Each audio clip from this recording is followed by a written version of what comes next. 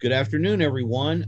Big day at the Capitol on the private school aid front. We're going to talk about Senate Bill 61 passing the Senate on final action and expansion of the current tax credit scholarship bill. And then we're going to talk about the K-12 Budget Committee, also a long debate passing out a more expansive bill. And then just a couple quick things that happened during the day. But that's the big news. And Leah, you were following the Senate all afternoon since they started debate about 2:30. So tell us what happened. That's right. After about 3.5 hours of debate, pretty contentious debate at times, it sort of felt like it was turning into a knife fight at points, a verbal knife fight. There were a lot of amendments run or attempted to be run. But in the end, after a lot of discussion about accountability and how to best serve disadvantaged students, the Kansas Senate tonight passed on final action Senate Bill 61, which expands the tuition tax credit scholarships program in a number of ways. I don't know if we want to go over that again tonight. We've gone over it quite a bit, but I think the simplest way to say it, probably for most of our members, is it is only applied to 100 elementary schools. That's right. Now will apply to any school and any student eligible for free or reduced meals. So that's correct. Any of our members could have students that participate and be affected indirectly. That's kind of the big That's correct. Although that with a caveat there that's provided that the bill actually becomes law. There's still quite a ways to go. That's right. And to note that this doesn't change the cap on the program. That's correct. So it's certainly not like, it's still a potentially fairly small number, but it really could potentially affect any district, I guess is the way to think about it. Sorry. That's Leah. Correct. So some yeoman's work, I think, by actually the women on both sides of the aisle. Senator Molly Baumgardner carried the bill. Senator Renee Erickson was kind of her tag team partner. And then on the Democratic side, Minority Leader Sykes and Senator Pat Petty handled a lot of the debate for the Democrats. So leadership in the Senate is male, but the women really handled the business today in the Kansas Senate. And they can get into a knife fight too? Is that what you're saying? They can. Knives are equal opportunity weapons. Here's what struck me was the vote. If I wrote it down correctly, 23 to 14. 23 to 14. We don't know who that is. We'll have that tomorrow. No. I think that is a surprisingly low number of yes votes. What a lot of people are concerned with is whether the governor might veto this. We think she has concerns whether it could be overridden. It takes 27 to override. So if all the no votes stayed in place, but this is going to bring people under tremendous pressure. We'll let you know there were apparently some passes or abstentions. So this didn't come out maybe as strong as it might have. Those numbers can switch. So as Leah says, you're absolutely right. Long way from this being over. Let me talk briefly about what was happening over in the House. K-12 Budget Committee, remember, has already passed out the same version of their version is 2068, does the same thing. It's out of committee. It has not been debated on the floor.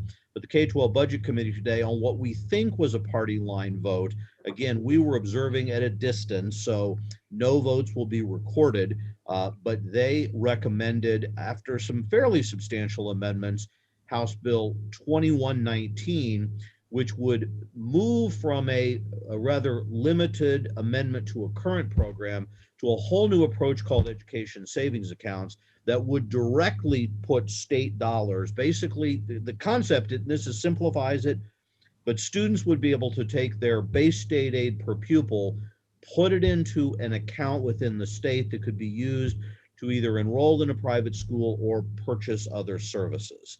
So this came out of committee, not a shock. Here were the key amendments, and Scott helped me out if you remember.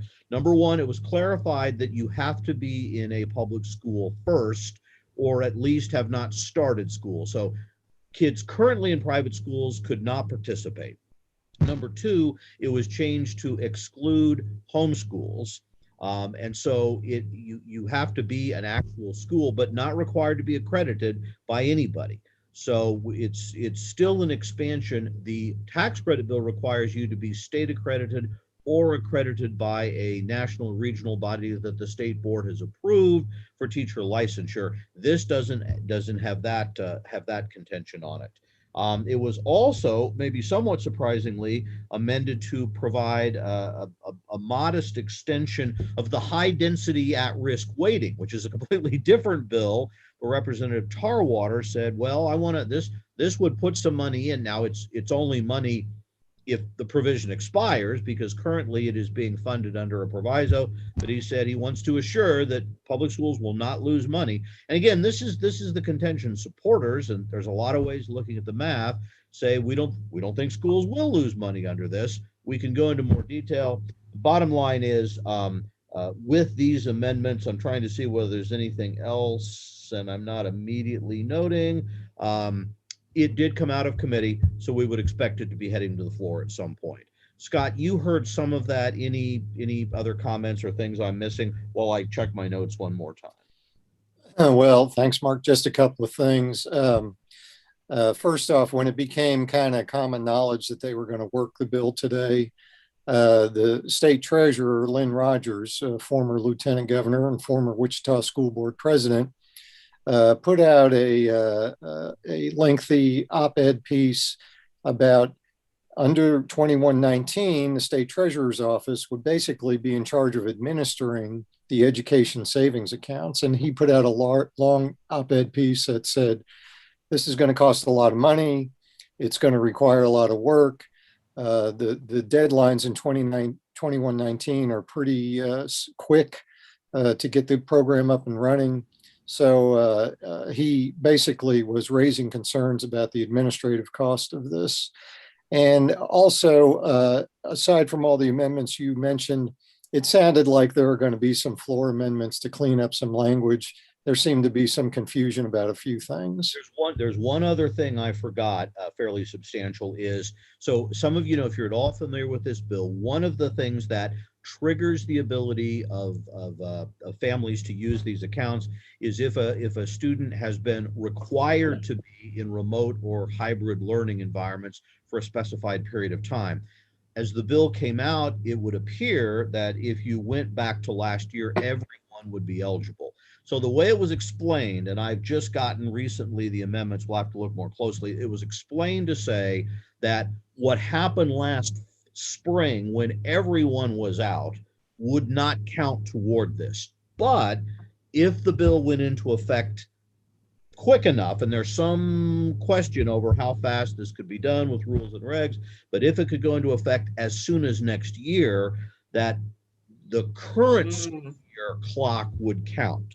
So if you're a district that has been out of school for a particular period of time, this year, it could still apply, but it would not apply to everyone. So those are the highlights. Before we run out of time, we'll just mention that there was some discussion on hybrid and remote learning in the committee, the same committee today, and talk by some members saying, we want to hear from local school boards what they're doing. They heard the state board plan, but they said the plan doesn't really tell us anything. You're saying local boards have to have a plan. So I don't know, school board members, school leaders, you may be called upon to say what you're doing, which of course we've said all along is the message you should be sharing.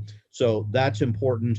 The Senate Education Committee was potentially going to continue work on the Promise Scholarship bill. They did not. They got tied down into a bill dealing with kind of essentially licensure of interpreters for deaf and hard of hearing. And we were also following a bill that would deal with opt-in, opt-out of examinations and tests like the Communities of School program. Committee didn't get to that either. So we'll just encourage you to join us again tomorrow at noon for a regular wrap-up.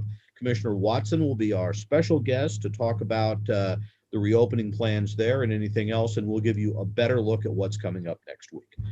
We got like 30 seconds. Am I forgetting anything? All right. Thank you guys. Great long work today.